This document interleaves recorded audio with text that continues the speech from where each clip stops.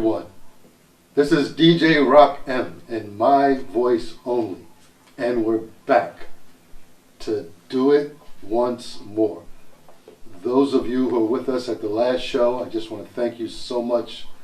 It was jazzy, it was smooth, and we had the great balladeer, Mr. Stephen Fuller.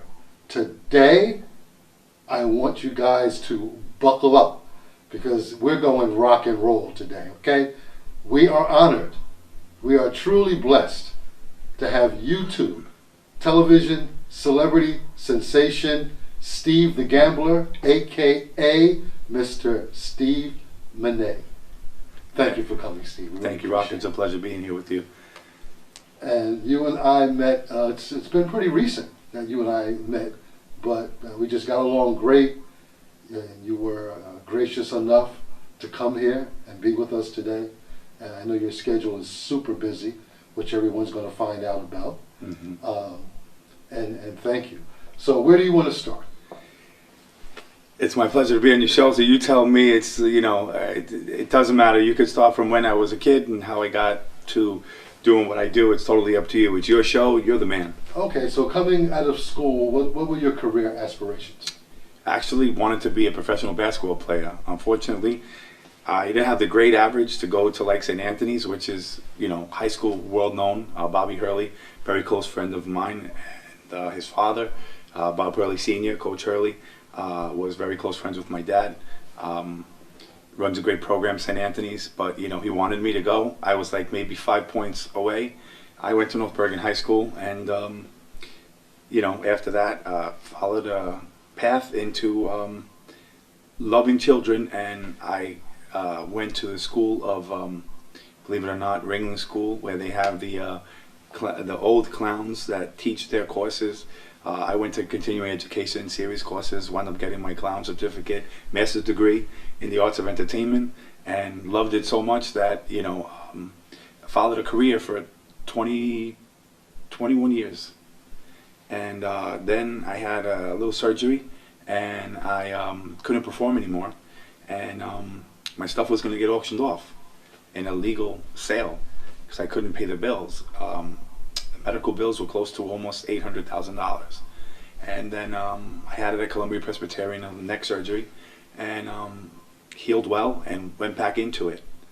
And sometimes I still miss it. I still joke around with the kids and, play games from time to time and do my magic tricks and everything. But you know what? Sometimes life has different opportunities for you that you don't know the opportunities. And one happened to be my second career that I'm in currently now, and it was a great ride. It was a great run. Now, for those of us hearing this for the first time, and I've never heard this before, you can go to school and get your master's in clownship. Basically, yes. The school that you see, it's no longer in Sarasota Springs, Florida anymore. The Ringling School, they broke apart. So all their clowns and master clown magicians that have performed in the circus, and some of them are 70, 80 years old. They teach education classes from balloon animals to proper etiquette of being a clown, to walking on the wires, to doing, juggling stints. There's a lot involved. It's not as easy as people would think. When children are scared of a clown or scared of a Santa Claus, they have schools that they're usually a week long. They'll be on a cruise or they'll go to a different location in the country, and you go. Hundreds of performers do it. So the minute you step into a clown outfit and you take an oath as a professional entertainer, you're a professional. So you have to act like that. You have to be that. My clown name was Lucky the Famous Clown Magician. Okay, I've been all over the TV. I've been all over New York, Pennsylvania, Connecticut, Virginia performing. It was beautiful, but something happened where I couldn't really perform any longer. I did a walk for the United States Senator, and kind of got me a little bit back involved, but I couldn't do two things. I couldn't do that and my current job now. Okay. So I kind of let that go. Sometimes I think I should go back into it because the money was great. The money was great, I'm not going to lie. But the better part of that was making children laugh. You know, a lot of times people don't understand, Rock. Every person, from a child to an adult, has their own agenda, their own issues, their own problems. When you go to, like, it could be a cigar. I love smoking cigars for the passion. Okay, I love playing dominoes. So when we go there, we relax. I don't know what your problem might be. You might have had a problem with your wife. Somebody may have had a problem with their daughter or son. You could just be thinking of somebody that's in the hospital. I don't know what you're going through unless I ask or you tell me. So there's all different ways about it, you know. And why I chose the children's entertainment was because at one point I couldn't have children, so I wanted to be around children and know what it was like kind of to be a father figure. And when I visited daycares, I would make all the kids laugh. I've been on Channel 9 News. I've been on Channel 4, Channel 2. All the big stations, you know, had me and everything. And it was a pleasure to entertain thousands upon thousands of children for 20-something years. You know, then I had the costume characters for the kids, and it was an enjoyment there as well. You know, you put a smile on a kid's face, there's nothing better. Then I had the opposite side of that, where children have passed away in my arms. I've worked for the Make-A-Wish Foundation. I remember one kid, I did a party for my friend Neri at Neri's Party Center, and little Johnny was terminally ill, but I didn't know he was going to pass away. He was that sick. And I did the party, and he threw up of emotion and spit all over me, and you know, he was in a wheelchair confined, and he was a little chunky child. And I said, you know what? To his father, he looked at me, he tried to give me like $1,000 in my hand and put, you know, I said, no sir, it's not about that. I said, just give me 1 second, boys and girls. I turned away and I prayed to God, because I am spiritual. I prayed to God and I said, God, give me the strength and the power to make this show the best that I can, because I'm witnessing something that I don't have any control over. Only you do, God. I said, please give me the strength. I turned around and wiped off my tears, and I had Ben Nye Makeup, which is one of the best prestigious makeup lines in the world for professional entertainers. And it was between the sweat and the tears, I had to hold it back, and it was running down my face. So I just did something like blah to the kids, and the kids were like, I said, I'm just playing around, boys and girls. Okay, and they all laughed, you know. But when I did that to that boy, he spit up of emotion again. It was like a sign from God saying that, you know, you finally got him to laugh. He didn't laugh with his father for over a month. He wouldn't eat. He would force him to drink. It was terrible. And when I saw this, I hugged him and I gave him a big hug and a kiss. And I said, you're going to be okay. And you know what? You're a survivor. And guess what? You're going to be my magic helper. And he didn't talk, but I gave him these big rings, and I held the little piece on the side that was an opening. And I said, you have the power. You can only do this. And everybody was screaming, Georgie, Georgie, and clapping, like 25 or 30 kids in a big place, catered hall. And it was beautiful. And he put it through, and everybody was cheering for him, and I gave him a hug, and at the end, he was the star of the show. And I left. I got paid when I went to go see Neri. She tells me, Puppy, I need to see you. I said, what's the matter? I said, is everything okay? She said, I don't know how to tell you this, but they put a $500 tip in the envelope for you because you were so good. But I said, what's the matter? She said, Georgie passed away last night. I don't want to get emotional because, whew, it's tough. So you had just been with them, like literally? Literally, I was with him the day before. And, you know, it gets emotional. When when you love doing what you do, yes, sir, you will never hate your job. Absolutely. I loved being a professional entertainer. There was nothing better, like I said, to make children's laughter come out of them. And kids, sometimes the parents ain't there for their kids. They can't be because they're working 2 jobs to make ends meet. Yes. But then you see them, that they do for them the best that they can. And that is why I chose that career. And when I couldn't do it anymore, I switched my other career to what I'm in now, buying and selling storage, because my stuff was going to get auctioned off when I had the surgery. That's how I got into the business. So I followed this bits by bits and steps, and then step led me into, I said one day, you know, if my stuff is going to get auctioned off, everybody's in the country is going to get auctioned off if they can't pay it. What if I bought it and I resold it? And that just dawned on me. And I went, I paid my stuff, I got my stuff back, and I did it for a living. And here I am today, 23 years later. And you're still doing it. And I'm still doing it. And I love doing it because it's a passion, because you don't know when you get a great room, you don't know when it's going to end. Oh, I found an Apple iPod. I found an Apple computer. I found Jordan sneakers. And then I found this. Then you find something else. And it's like, it just keeps going and going and going. And you have that hope that one day you're going to find $1 million painting or something that's going to break you. I didn't have that yet, but I've had different things. I found 30 urns in a locker in Harlem. I tweeted #1 worldwide. It basically, I was on the front cover, small town guy like me, okay, on the front cover of the New York Post. Derek Jeter decides to retire, the best baseball shortstop in history, okay? He had to retire the day that I found this. I'm like, darn it. I was like, man.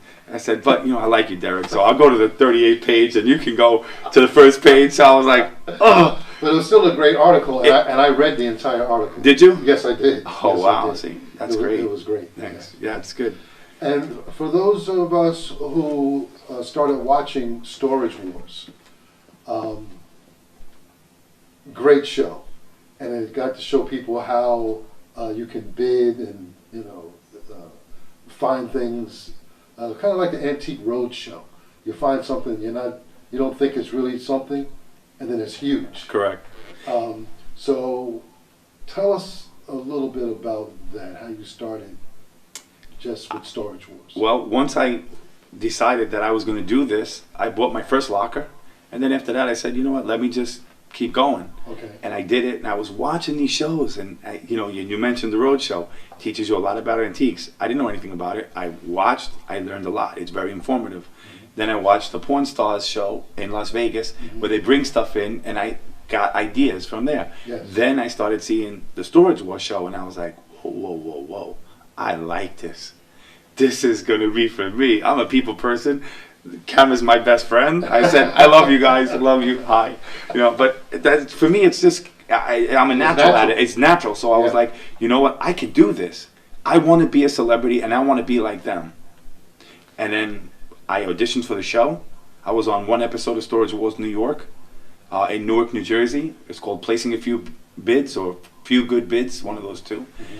And then after that, I moved over to Storage Pirates of New Jersey. I met Alan Marufka, the CEO and founder of Storage Blue, and Storage Blue TV. Okay. And he owns a storage company, so we decided to do a show after he saw me bid live in person. He's like, you know, you have a natural, you look like you've been doing this for years. Have you ever been on TV before? I said, yes, sir, I have. And I didn't know who he was. I looked at him, and I said to him, before I became friendly with him, he says, what's your name? I said, Steve. What's yours? I said, you work for the FBI? You know, the guys looking at me like, who are you? I don't know you from a bucket of paint at Home Depot. Okay. You know? And on that note, we're going to take a quick break, and we're going to come right back with Steve the Gambler, a.k.a. Steve Monetti.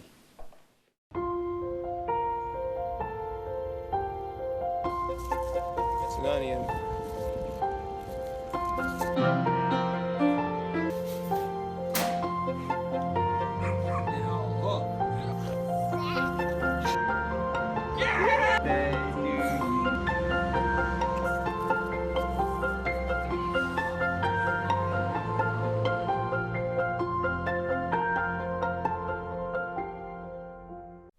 And we're back. This is DJ Roc M, my voice only, and we're here with Mr. Steve Monetti, and he is now going to break down just all the intricacies of storage bidding, how it works, some of the great finds that he's come across, including one that blew out the window. Maybe you want to talk about that. But yeah, just tell us how it works, basically, storage war bidding. So, you know, when I was on, they had like a basic pilot they were doing to get the people on the show. And I auditioned for the show. They liked me very much. And it's so funny because one of my close friends was helping me video it, and they were videoing it as well, but he was videoing it from the truck, from the box truck, and the stuff I was taking out of the van. So we were going through everything, and at the end, I just picked up something, and I was like, and I just picked up something here, and I was like, that's it, no more. And I threw it like that, and there was the whole end of the tape, and the tape stopped, and so did the camera guys on the storage. And they're like, edit, cut. I looked over, I'm like, are you for real? That's it? They don't have no more tape. That was the best ending that could ever be. And they loved it. So I was like, all right, you know what? I'm going to go onto the show. I'm going to really do it. And then I did that one episode. And then I jumped the ship to go to Storage Pirates of New Jersey. I'm glad I did because, you know what? Listen, I'm not a celebrity like Michael Jordan or somebody like that. I treat people the same way you do, Roc. You shared stories with me of, the entertainment world. And you know what? Listen, we could be sitting next to Diane Warwick. We could sit next to, I don't know, Michael Jordan. We have dinner. When everything is said and done, we laugh, we joke. Hey, you want to take a picture? You want to sign an autograph? No problem. They say yes. They say no. I respect their privacy. It's the same way. It goes both ways. I bleed, I laugh, I cry, the same as everybody watching. We're human. We make mistakes. We move forward. While we're living, we always can. Thank God. I know you're a religious guy because we had these conversations too. And this is coming to the next part of what I want to talk about. Okay. For the, I didn't think I was going to do it, but I brought it because I had a funny feeling that it was going to pop up. And there's one thing, folks, that I really want you guys to know. When you do something you truly love, stick with it. It's not always about monetary value. Yes, that means a lot. But when you do something that you love, whether it's play basketball, like myself, love fishing, playing dominoes, I'm very competitive. I play with my friends. I want to kick their butt because that's what we do. Like, if I play with you, I'm going to try to beat you from Monday to Sunday. Man, no day off? No, listen, you have one day off for the rest of your life when you're gone. While we're here, we have to enjoy every second. Tomorrow's not promised to anyone. Amen. So God gives us our present, which is our future. And if you people understand what I'm saying, today counts. Take this as a learning, a loving experience. I'm expressing my heartfelt to you guys and girls. I want this to be informative. I want it to be for real. Not too many celebrities are going to sit down, or normal people, and give you their heart and tell you truth. A lot of fake media out there. This is real media. This is the Roc media. Right, Roc? I had to just throw that in. Wow. I might have to put celebrity after my name here. Keep talking, keep going. Listen, you are. I tell you what. You know what? I appreciate that. You, in your field, not too many people better than what you do. This is just a stepping stone for you. And I know that this show is going to take off and just pick up like rapid fire. When you do something bad, it goes fast. When you do something great, it goes slow. But it's not where it starts off slow. It's where do you finish. I'll see you at the top of the mountain. I promise you that. It's happening. Wow. So. I'm so grateful. Thank you.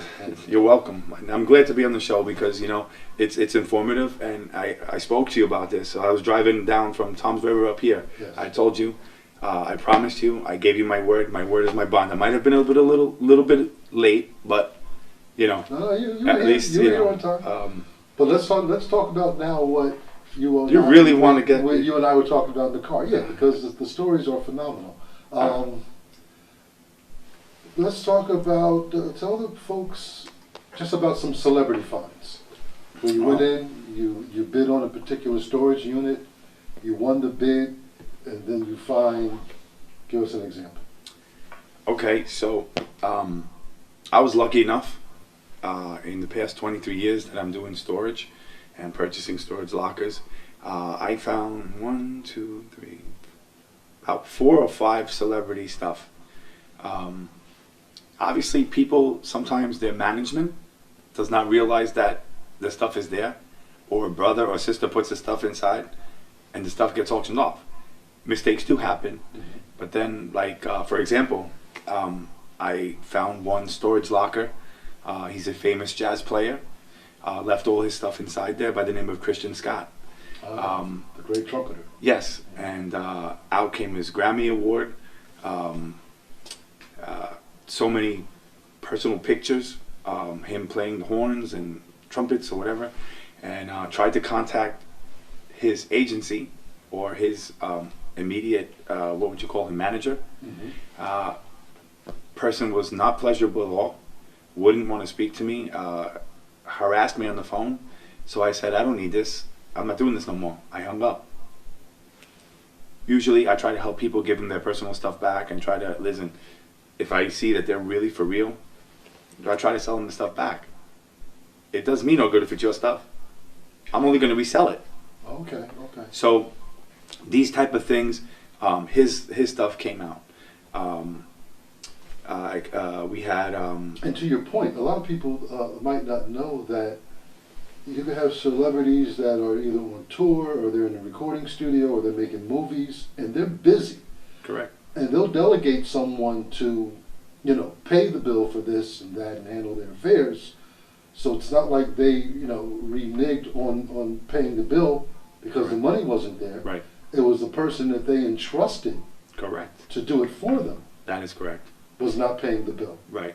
And people don't normally get to understand that. That you viewers are watching, you heard what Roc said. Sometimes people put this stuff in storage, they're touring, they're going somewhere, they're performing. It slips their mind. If it's not on auto pay, listen, sometimes a celebrity don't even have the right address because he's got to call the company. But the law says after 33 days, their stuff can get auctioned off. So if you don't have, they certify you. If you don't have the right information there on that contract, c'est la vie, the room can get auctioned off. They can't even contact you. That is my point. Wow. They don't contact you. Yeah. There's no reason for the company to call you and say, hey, we want to sell your stuff. We want you to pay your bill. Okay. But if there's no number existing on a cell phone, or I say, hello, is Roc there, please? And they say, no, there's nobody here by that name. Okay, they mark that in the notes. Then they send a letter, then another letter, then a certified letter. Then it goes in a daily newspaper twice, and it gets run through the sheriff's department. So it becomes a legal sale. That's how the storage business works. And through that, I got this person's unit. Then I got another person's unit by the name of Ashanti. Her stuff was left inside a locker. Another celebrity. Yeah. And her original signed recording contracts. Pictures, Polaroid pictures, when they were popular when she was 16 years old. Unfortunately, I wish I had them now, but as I'm driving through the Bronx, coming into Jersey, 65 miles an hour, windows open, nice day, boom, right out the window they fly. Can you imagine me trying to stop the car and running down on the highway, trying to get Ashanti Knowles pictures that people look at me, the cop will say, like, what are you doing? I'm going to get a 16-year-old's picture. What, are you insane? But I just let it go. But I kept everything else. Car pile up, boom, boom, boom, boom. Yeah. I'd be on ABC News. There was a storage guy over here that's piled up and tried to get pictures out the window. And so, no, and he wants us to believe that they're, Ashanti's photos. Right. But so I did. Well, the good news is I did get the contracts and stuff. I still have them. You still have them now? Yes, currently I do. I have them in the lock and safe in the bank, in the vault. But I took out some things to this morning, actually, before I went down south, because this reminds me. This is probably one of the best stories of storage that basically I want the viewers to know. Being that it's coming from my heart, I happened to bid on a locker in Jersey City, New Jersey, and took out all the garbage, and there was the best boxes, 5-6 boxes. We had a reel-to-reel tape recorder.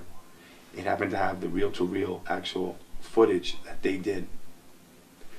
It happens to be here. If I can, just put my glasses on a moment. Okay. Drum roll. This here is the world famous escorts. Escorts. Yes. Okay, they were jailed in 1972, and a Sony producer according to Reverend Prophet Haynes, who I had the privilege of getting in contact with, okay, to try to buy back his stuff.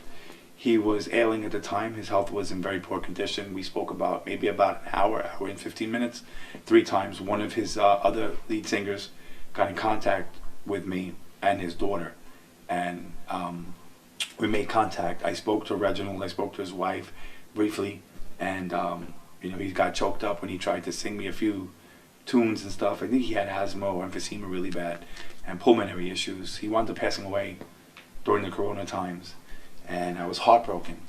But I got to learn a lot about this type of genre of music. I've always liked it, but I didn't love it until I met Reginald Prophet Haynes. I actually have his fedoras, his outfits that he performed in the last performance. I'm trying to find a home for this somewhere in New Jersey, because obviously it does belong. It's part of New Jersey history. He's currently passed away, God rest his soul, and I want to do that for him. I was supposed to meet him in Lincoln Park in Jersey City. Okay, I'm gonna put this down a second. And I was supposed to meet him, and I didn't get that chance to do that because he went to the hospital. And I said, you know, rest up, Prophet Haynes. When you finish getting better, contact me and we'll meet up. I saved this stuff for about 4 months in the locker, and I had his baby pictures, big pictures, like, you know, it was different back in the 40s and 50s or 30s. You know, they had different type of bubble kind of pictures, and a little African baby head and a baby. And I said, oh my God, he's so cute. I said, who is this baby? He said, that's me.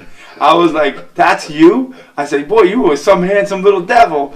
So he started laughing. He goes, ha ha. He goes, Stevie, you know, you have a good heart, and it leads you into the right places. He said, I made a lot of mistakes when I was young. And when I went to prison, I learned an awful lot. And he told me the story behind this record. In 1972 or 73, I think it was the time, they were jailed, like 6 or 7 members, armed robbery, I believe. Don't quote me on it, I'm not sure. I think that was the case, plus other stuff. But they went away, and they all find something. Usually you find God in jail, but music keeps you alive. This is what his words were. And they had beautiful voices, and he would tell people, you know, we need to get this exposure. So somehow he made a contact, and somebody went from Sony Records to the government and asked the United States Senate if they could bring music and microphones and everything, recording equipment, into the jail for this one time, because they have a group that they think is going to be one of the biggest kind of doo-wop sensations of all time. So I think the guy's name is George, if I'm not mistaken correctly. I don't know. I have articles and stuff that mentioned him. And they said that Smokey Robinson was invited, and he's sitting in the audience. So the group, the Escorts, sing Ooh Baby Baby, which was the original from Smokey Robinson. Smokey actually said they sang it better than he did, and he absolutely loved it. They said, sign these guys. They signed them right there in jail. I happen to have the original members' contracts signed in real ink. Recording contracts. Wow. Plus their reel-to-reels. Plus their pictures from when they were in different groups till they became the Escorts. Okay. And unfortunately, we've come to the end of this program. But very quickly, tell me about the storage unit that you found after his passing, and what was in that storage unit? It was in a different state? It was in a different state. Okay. I'm in New York, and I take out a box. So I said, this is the last box. I said, okay, if I may, I said, let me go through this last box. So I said, can you pass me the box to my worker? He passes the box. I said, well, what's on top of the box? He says, a disco. So I said, let me see it, please. I took my gloves, I put them on, and I grabbed this, and I looked at it. I looked at it twice. I said, solo LP by Reggie Haynes. I said, no, this can't be. I looked, I said, is that Reggie? I saw it's a picture with his wife. Yes. Okay, you can see it clearly better there. okay? Yeah. And in the back, that's how Reggie looked in the pictures. So I identified him as Reginald Prophet Haynes. So the moral of this story is I didn't get to see and meet him in person. And I knew he changed his life and God forgave him. Sometimes in storage, there's things that touch you, and this happens to be one. It was so real that he came to me and said, I'm okay. Thank you. This was the only record in the entire storage. Wow. So Folks, for those of us who believe in God, who believe in the universe, good things comes back yes, to those who he reached deserve out it. to you. Wow. And he reached out to me, and Yes, he did. I hope we reached out to all of you. Okay. Roc, thank you so much. It's been a pleasure Thank having you me for here. being- And listen, we have to come. You have to come back because you have more stories, and a half hour is just not enough. It But would be thank my you, pleasure, and thank you so much. People, I hope you enjoyed it. God bless each and every one of you, and hope you enjoy the show. Thank you. Take And care. they will. This is DJ Roc M again with my voice only, and until the next time, be blessed.